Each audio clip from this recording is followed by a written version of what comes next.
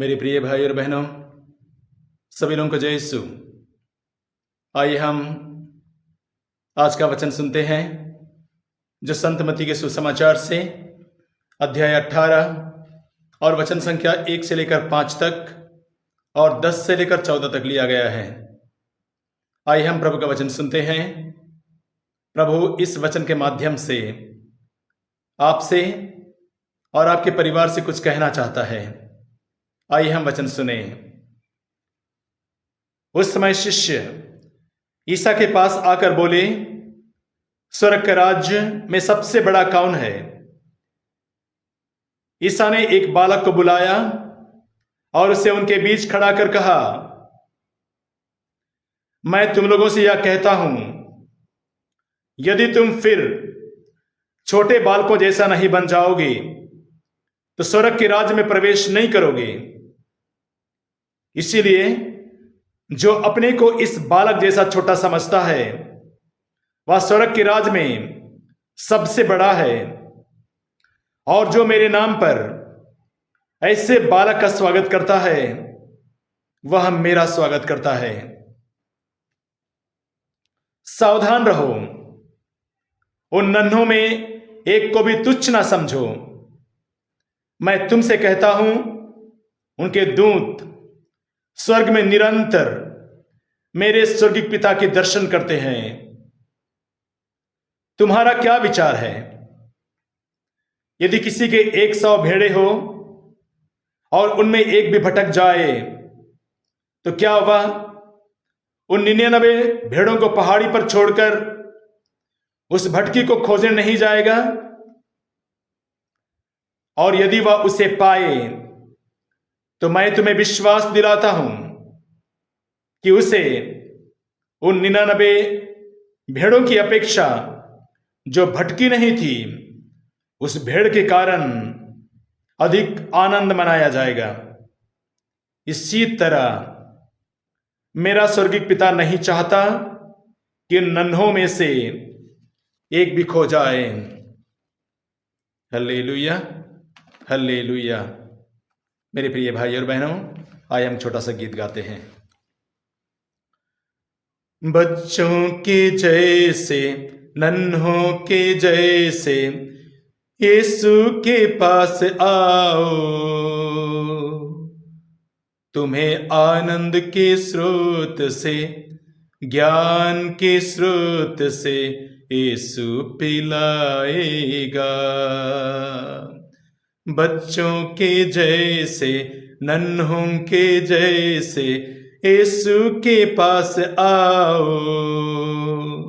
तुम्हें आनंद के स्रोत से, ज्ञान के स्रोत से यीशु पिलाएगा। यीशु में ईश्वर का राज्य है बसा, दिल से हम उसका स्वागत करें। मिट जाएगा हर संकट तब, मिट जाएगा हर संकट तब, प्रभु का आनंद फैलेगा हर जहां। बच्चों के जैसे, नन्हों के जैसे यीशु के पास आओ, तुम्हें आनंद के स्रोत से, ज्ञान के स्रोत से यीशु पिलाएगा। मेरे प्रिय भाई और बहनों, हम आज के सुसमाचार में देखते हैं शिष्यों ने प्रभु यीशु के सामने एक बहुत अच्छा सा सवाल लेकर के आया और उन्होंने कहा, स्वर्ग के राज्य में सबसे बड़ा कौन है? और प्रभु यीशु ने उन्हें एक सटीक जवाब दिया। प्रभु यीशु ने कहा, एक बच्चे को पास में बुलाया और उनसे कहा, यदि तुम फिर इन छोटे बालकों जैसा नहीं बन जाओगे तो स्वर्ग के राज्य में प्रवेश नहीं करोगे। इस वचन के माध्यम से प्रभु यीशु स्वर्ग राज्य में प्रवेश करने के लिए हमें छोटे बालक जैसा बनने का आह्वान देते हैं। यदि हमें स्वर्गराज में प्रवेश करना है, प्रभु यीशु को पाना है, हमारे जीवन में स्वर्गीय आशीष हमारे जीवन में चाहिए, तो हमें प्रभु ने बताया हमें बच्चों की तरह बनना होगा।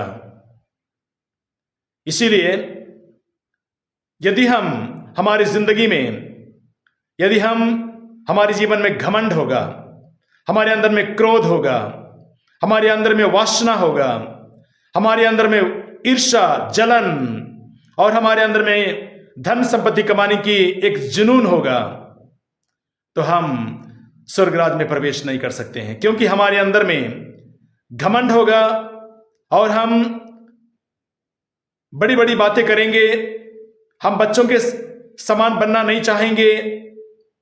जिस प्रकार की तिमोथी के पत्र में अध्याय 1 में, तिमोथी का पत्र अध्याय पहला पत्र में अध्याय 6 में और वचन 9 से 10 में प्रभु का वचन कहता है, जो लोग धन बटोरना चाहते हैं वे प्रलोभन के फंदे में पड़ जाते हैं और ऐसी हानिकारक और वासनाओं का शिकार बनते हैं जो उन्हें पतन और विनाश के गर्त में ढकेल देती है। क्योंकि धन का लालच सभी बुराइयों की जड़ है। इसलिए मेरे मित्रों, यदि हम जीवन में घमंडी बने, हमारे पास धन दौलत हो और सांसारिकता हो, तो हम बच्चों के समान नहीं बन सकते हैं। इसलिए प्रभु यीशु बताते हैं कि यदि तुम फिर छोटे बालकों जैसा नहीं बन जाओगे तो स्वर्ग के राज में प्रवेश नहीं करोगे। Hallelujah, hallelujah. हम बाइबल में देखते हैं कि प्रभु यीशु के शिष्यों ने एक बहुत अच्छा सा सवाल लेकर के आया। इसी प्रकार का सवाल करने वाले हम बाइबल में और भी लोगों को देखेंगे, जिसे हम शास्त्री और फरीसी कहते हैं। वे भी प्रभु यीशु के पास में कई प्रकार के सवाल लेकर के आए। हम बाइबल में देखेंगे संत मत्ती के सुसमाचार में अध्याय 19 में, जहां पर शास्त्री और फरीसी प्रभु यीशु को अपने मन में बुरे सोच विचार के साथ प्रभु को गिरफ्तार करने के लिए, उनकी बातों के फंदों में फंसाने के लिए वे सवाल लेकर के आते हैं और वे पूछते हैं, वे कहते हैं कैसर को कर देना उचित है कि नहीं। क्योंकि वे लोग अपने मन में, अपने हृदय में बुरे सोच विचार से प्रभु यीशु के पास में आए थे। उन्होंने ये मन में सोच करके आया था कि हम प्रभु को किस प्रकार उनकी बातों के फंदे में फंसाएं। जब उन्होंने सवाल किया क्या कैसर को कर देना उचित है कि नहीं, या सवाल यह नहीं है कैसर को कर देना या नहीं देना, उनका मकसद नहीं है, उनका टारगेट प्रभु यीशु है। वे प्रभु यीशु को टारगेट करके प्रभु यीशु को उनकी बातों के फंदों में फंसाना चाहते हैं। जब हमारे अंदर में बुरे विचार, जब हमारे अंदर में दुष्ट विचार होंगे, तब शुद्ध मन से, पवित्र मन से हम प्रभु के पास में नहीं आते हैं। हम संत यूहन्ना के सुसमाचार में भी देखेंगे अध्याय 8 में, वहां पर शास्त्री और फरीसी यहूदी लोग प्रभु यीशु को उनके बातों के फंदों में फंसाने के लिए, प्रभु की परीक्षा लेने के लिए वे एक स्त्री को पकड़ के ले आते हैं जो व्यभिचार में पकड़ी गई है। और वे लोग प्रभु से पूछते हैं कि इस स्त्री को जो व्यभिचार करते हुए पकड़ी गई है, हमारे धर्म ग्रंथ संहिता के अनुसार ऐसे स्त्रियों को पत्थर से मार डालने का आदेश है। आप इसके विषय में क्या कहते हैं? उस स्त्री को पत्थर से मार डालना, उनका सवाल यह नहीं है, उनका टारगेट प्रभु यीशु है। वे प्रभु यीशु को गिरफ्तार करना चाहते थे। प्रभु यीशु को उनके जीवन में उनको पकड़ने का कोई आधार मिल सके, इसके लिए वे लोग ये सवाल लेकर के प्रभु यीशु के पास में आए थे। लेकिन प्रभु यीशु ने उन्हें बहुत अच्छा सा जवाब दिया। उन्होंने कहा, तुम में जो निर्दोष है वही इससे पत्थर मारे। और हम बाइबल में देखते हैं वहां कोई ऐसा व्यक्ति नहीं मिला जो उस पापिनी स्त्री को पत्थर मार सके। Hallelujah, hallelujah, hallelujah. मेरे प्रिय भाइयों और बहनों, प्रभु यीशु शिष्यों को समझाते हुए कहते हैं, तुम उन नन्हों में से किसी को तुच्छ मत समझो। उन नन्हों में से तुम किसी को तुच्छ मत समझो, क्योंकि उनके दूत स्वर्ग में मेरे पिता के निरंतर दर्शन करते हैं। जो संत मत्ती के सुसमाचार में अध्याय 18 और वचन 10 में लिखा है। मेरे प्रिय भाई और बहनों, जब हम प्रभु के पास में आते हैं तो हमें शुद्ध और पवित्र मन से आने की जरूरत है। यदि हम शुद्ध और पवित्र मन से आएंगे तो हमारे सोच विचार पवित्र होंगे, मन में अच्छे सवाल पैदा होंगे और हम प्रभु से स्वर्गराज के बारे में, ईश्वर के बारे में, प्रज्ञा के बारे में और कई अच्छी बातों के बारे में प्रभु से सवाल करेंगे। यदि हमारे मन में दुष्ट सवाल होगा, बुरे विचार होंगे, तो हम उसी तरह शास्त्री और फरीसियों की तरह गंदे सोच विचार के साथ हम दूसरों पर आरोप, प्रत्यारोप और कई प्रकार के इसी प्रकार के सवाल लेकर हम उन्हें पकड़ना चाहेंगे, जिस प्रकार शास्त्री और फरीसी लोगों ने प्रभु यीशु को गिरफ्तार करना चाहा। Hallelujah, hallelujah. मेरे प्रिय भाई और बहनों, हम बाइबल में देखेंगे प्रभु यीशु अपने शिष्यों से कहते हैं, तुम्हारा क्या विचार है? यदि किसी के पास 100 भेड़ें हैं और उनमें एक भी भटक जाए तो तुम में ऐसा कौन होगा जो 99 भेड़ों को पहाड़ी प्रदेश पर छोड़कर नहीं जाएगा और उस भटकी को तब तक ढूंढता रहेगा जब तक वह ना पाए? प्रभु यीशु कहते हैं, पाने पर वह आनंदित होता है। और प्रभु कहता है, मैं तुम्हें विश्वास दिलाता हूं कि पाने पर वह आनंदित होता है और वह उन 99 भेड़ों की अपेक्षा जो भटकी नहीं थी, एक भटकी के लिए वह आनंदित होता है, कंधे पर उठा लेता है। प्रभु यीशु इसके द्वारा यह बताना चाहते हैं कि तुम अपने जीवन में किसी को भी तुच्छ मत समझो। हर एक व्यक्ति, हर एक इंसान प्रभु के लिए बहुत इंपॉर्टेंट होता है। हर एक व्यक्ति प्रभु यीशु के लिए बहुत मूल्यवान होता है। इसलिए हम शुद्ध और पवित्र मन से प्रभु के पास में आएंगे, प्रभु हमें आशीष देगा।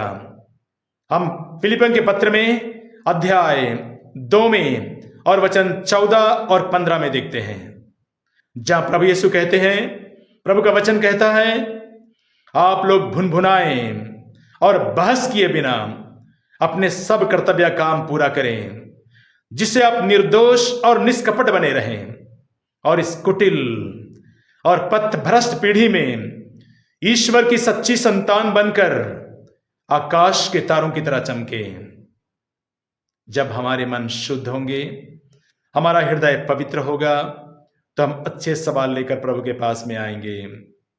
मेरे प्रिय भाई और बहनों, पिता परमेश्वर ये नहीं चाहता है कि कोई दुष्ट या कोई ऐसा व्यक्ति प्रभु की दृष्टि में खो जाए। इसीलिए प्रभु यीशु उस अमीर और लाजरुस के दृष्टांत के द्वारा ये समझाना चाहते हैं। अमीर और लाजरुस के दृष्टांत में हम लोग देखते हैं कि अमीर व्यक्ति प्रतिदिन दावत उड़ाया करता था और उसके फाटक पर लाजरुस कंगाल व्यक्ति अमीर के मेज से गिरने वाले भोजन की जूठन से अपनी भूख मिटाने के लिए तरसता था। यहां पर सवाल यह नहीं है कि वो धनी अमीर व्यक्ति क्या खाता था, चिल्ली चिकन, मटन बिरयानी या स्वादिष्ट भोजन। कई प्रकार के भोजन जरूर वो खाता था। यहां सवाल यह नहीं है कि तुम क्या खाते हो, किस प्रकार का व्यंजन का तुम स्वादिष्ट चखते हो। यहां पर हम देखते हैं कि वो व्यक्ति, अमीर व्यक्ति, उसने लाजरुस कंगाल को तुच्छ समझा। उसने उसे गंदी नाली का कीड़ा समझा और उसकी कोई परवाह नहीं की। इसके बाद हम बाइबल में देखते हैं जब दोनों इस संसार से गुजर गए तब धनी अमीर आग के कुंड में यंत्रणाएं सह रहा था और लाजरुस इब्राहिम की गोद में था। देखिए किस प्रकार ईश्वर हमें इन वचनों के माध्यम से ये बताना चाहते हैं कि किसी को तुच्छ मत समझो। उनके स्वर्गदूत मेरे पिता के स्वर्ग में निरंतर दर्शन करते रहते हैं। मेरे प्रिय भाई और बहनों, आज हम जब प्रभु के इस वचन को सुनते हैं, आइए हम अपने परिवार को, अपने जीवन को प्रभु को अर्पित करें। हम प्रभु से आशीष मांगे कि ईश्वर हमारे मन, हमारे हृदय, हमारी आत्मा को शुद्ध और पवित्र करने के लिए कृपा प्रदान करे। हम रोज रोज पवित्रता में बढ़ते जाएं, प्रभु में बढ़ते जाएं, आध्यात्मिकता में बढ़ते जाएं, पवित्र आत्मा में बढ़ते जाएं। जिस प्रकार शिष्य लोग प्रभु यीशु के पास एक अच्छा सा सवाल लेकर के आया, उसी प्रकार हमारे मन में अच्छे सवाल उत्पन्न हो प्रभु यीशु के प्रति। प्रभु यीशु से बाइबल के प्रति, वचन के प्रति हमारे मन में एक अच्छा सवाल पैदा हो और प्रभु हमारे हर सवाल का जवाब देगा जब हम अच्छे सोच विचार से प्रभु के पास में आएंगे। Hallelujah, hallelujah, hallelujah. सभी लोगों को जय यीशु।